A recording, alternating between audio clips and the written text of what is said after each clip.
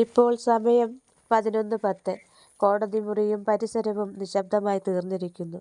ഒരു ഇല പൊഴിഞ്ഞു വീണാൽ അറിയാൻ കഴിയുന്നത്ര നിശബ്ദത. കോടതി മുറിക്കുള്ളിലെ ആ നിശബ്ദതയ്ക്കു കാരണം അത് മറ്റൊന്നുമായിരുന്നില്ല. ഇതുവരെ ദേവൂട്ടിയുടെ കുയിൽനാദം പോലെയുള്ള ശബ്ദത്തിൽ അവൾ പറഞ്ഞുകൊണ്ടിരുന്ന അവളുടെ തന്നെ ആ കഥ അതേ അവസാനിച്ചിരിക്കുന്നു.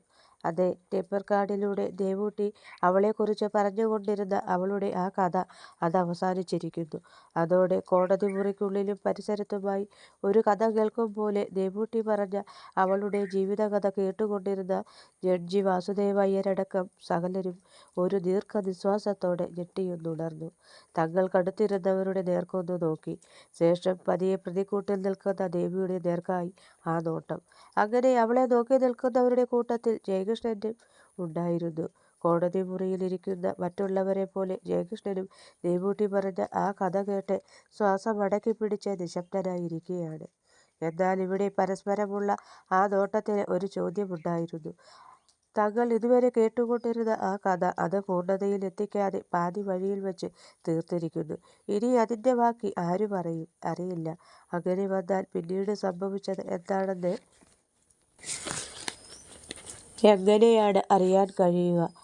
അതോർത്തതോടെ അവിടെ ഇരുന്ന ഓരോരുത്തരുടെയും മനസ്സിൽ വല്ലാത്തൊരു തരം നിരാശയും വിഷാദവും നിറഞ്ഞു നിന്നു. അതുകൊണ്ട് തന്നെ ഇപ്പോൾ അവരുടെയെല്ലാം കണ്ണുകൾ പ്രതിക്കൂട്ടിൽ നിൽക്കുന്ന ദേവൂട്ടിയുടെ മേലായിരുന്നു. അങ്ങനെ അവളെ തന്നെ നോക്കിയിരിക്കുന്നവരുടെ കൂട്ടത്തിൽ ജയകൃഷ്ണന്റെ വിഴികളും ഉണ്ടായിരുന്നു.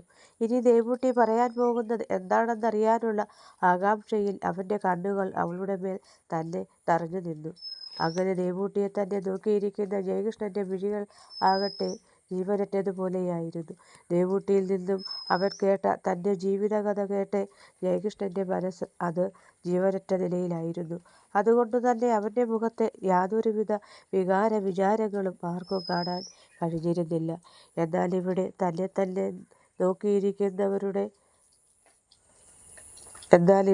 തന്നെ നോക്കിയിരിക്കുന്നവരുടെ കൂട്ടത്തിൽ ചലനമറ്റ മിഴികളാൽ തന്നെ നോക്കിയിരിക്കുന്ന ജയകൃഷ്ണനെ ദേവൂട്ടി കാണാതെയും ഒന്നു നോക്കാതെയും ഇരുന്നില്ല. ആ നോട്ടത്തിനൊടുവിൽ ഒരു നിമിഷം അവർ ഇരുവരുടെയും മിഴികൾ തമ്മിൽ ഒന്നിണഞ്ഞു.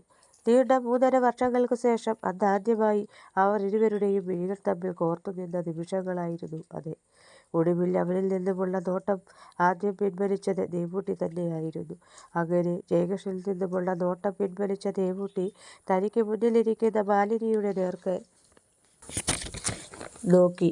ഈ സമയം ദേവൂട്ടിയുടെ നോട്ടത്തിൻ്റെ അർത്ഥം മനസ്സിലാക്കിയ മാലിനി തൻ്റെ ഇരിപ്പിടത്തിൽ നിന്നും എഴുന്നേറ്റു ജഡ്ജിക്ക് മുമ്പാകെ വന്നു നിന്നു.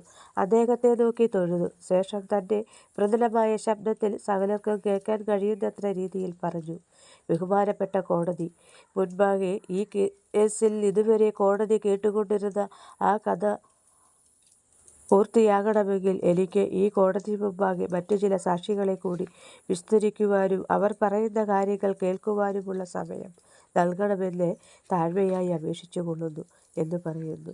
അങ്ങനെ മാലിനിയുടെ ആ ആവശ്യം കോടതി ശരിവെക്കുന്നു. തുടർന്ന് അതിനുള്ള അനുവാദവും നൽകുന്നു. അതോടെ ഈ കേസിലെ മറ്റു ചില സാക്ഷികളെ കൂടി വിസ്തരിക്കാനായി മാലിനി ദേവൂട്ടിക്കൊപ്പം പേര് വിളിച്ച് അവരെ കൂടി പ്രതിക്കൂട്ടിലേക്ക് കയറ്റി നിർത്തുന്നു. അങ്ങനെ ആ കഥയുടെ ബാക്കി ഭാഗം പൂർത്തിയാക്കുന്നതിനായി കോടതിയുടെ അനുമതിയോടെ ആദ്യം ദേവൂട്ടിക്കൊപ്പം മാലിനി പേര് വിളിച്ച് പ്രതിക്കൂട്ടിലേക്ക് കയറ്റി നിർത്തിയത് മറ്റാരെയും ആയിരുന്നില്ല. 26 വർഷത്തിലധികമായി ചെമ്പകശ്ശേരിയിൽ ജോലി ചെയ്തു വന്നുകൊണ്ടിരിക്കുന്ന നാണിയമ്മയായിരുന്നു അത്. നാണിയമ്മ ദേവൂട്ടിക്കൊപ്പം അവൾ നിൽക്കുന്ന ആ പ്രതിക്കൂട്ടിലേക്ക് കയറി നിന്നു. അതോടെ മാലിനി നാണിയമ്മയുടെ അടുത്തെത്തി. കോടതി നിയമപ്രകാരമുള്ള ആദ്യ നടപടികളുടെ ഭാഗമായി നാണിയമ്മയെക്കുറിച്ചുള്ള വിശദ വിവരങ്ങൾ ചോദിച്ചറിയുന്നു. തുടർന്ന് കാര്യത്തിലേക്ക് കടന്നുകൊണ്ട് മാലിനി ദേവൂട്ടിക്കൊപ്പം കിങ് ഹോസ്പിറ്റലിൽ നാണിയമ്മ ഉണ്ടായിരുന്നു എന്ന് ചോദിക്കുന്നു. മാലിനിയുടെ ആ ചോദ്യത്തിന് നാണിയമ്മ ഉണ്ടെന്ന് മറുപടിയും പറയുന്നു. ഈ സമയം നാണിയമ്മയുടെ ആ മറുപടി കേട്ട് മാലിനി വീണ്ടും അങ്ങനെയെങ്കിൽ അന്ന് ആ ഹോസ്പിറ്റലിൽ നടന്നത് എന്താണെന്ന് ചോദിച്ചു. അതോടെ നാണിയമ്മ വീണ്ടും തുടർന്നു.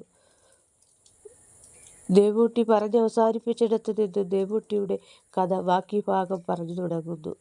അതോടെ വീണ്ടും ഒരു കൊത കേൾക്കാനുള്ള വിഗ്രഹതയോടെ കണ്ണും കാതും കൂർപ്പിച്ച് കോടതി മുറിക്കുള്ളിൽ മാലിനിക്ക് മുന്നിലുള്ള പ്രതിക്കൂട്ടിൽ നിൽക്കുന്ന നാണിയമ്മയുടെ നേർക്കു നോക്കി ശ്വാസം പോലും അടക്കി പിടിച്ച ജഡ്ജി വാസുദേവ അയ്യരും ജയകൃഷ്ണനുമടക്കം മറ്റെല്ലാവരും നിശബ്ദരായി നിന്നു. ഈ സമയം നാണിയമ്മയുടെ ചുണ്ടുകൾ പതിയെ ചലിച്ചു കഴിഞ്ഞിരുന്നു.